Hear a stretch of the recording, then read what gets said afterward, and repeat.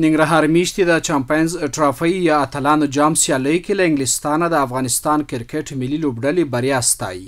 دوی د افغان ملي لوبډلې له لوبغاړو غواړي د راتلونکي لوبې لپاره هم ښه چمتووالی ولري چې ترڅو دویم پړاو ته ورسیږي. د جلبت ښاروالۍ مسؤلین وایي چې دغه ښار په 9مه ناحیه کې د 6 میلیونه افغانیو په لګښت د 1298 مترو په اوږدوالي د یو ګلدان د جوړولو چارې پیل شوې دي. دغه پروژه د نړیوال بانک او د یونپس موسسې په مالي ملاتړ پلي کیږي. د ننګرهار ولایت د وادي کرنیز اماراتي شرکت مسؤلین وایي چې په روان 1403 لمریز کال کې په دغه ولایت کې 1100 ټنه د زیتون دانې حاصلات راټول کړي دي.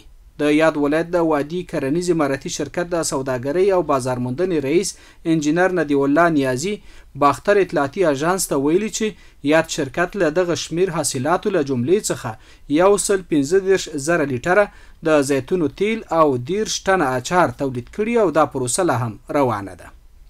د لغمان ولایت په لینګار ولسوالۍ کې د 342,000 امریکایي ډالرو په لګښت د داخلي بې ځایه شوو کډوالو نجونو لپاره د یو ښوونځي د جوړولو چارې پیل شوې دي.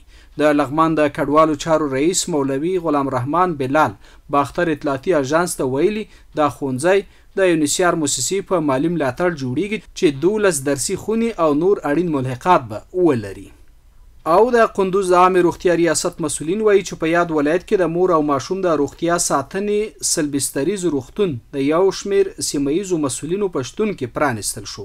د یاد ولایت د عامې روغتیا رئیس ډاکټر محمد الله حکمت د یاد روغتون د پرانستې په مراسمو کې وویل چې دغه روغتون د عامې روغتیا وزارت په مالي ملاتړ په عصري طبي وسایلو سنبال دی او د ناروغانو ښه درملنه به پکې وشي.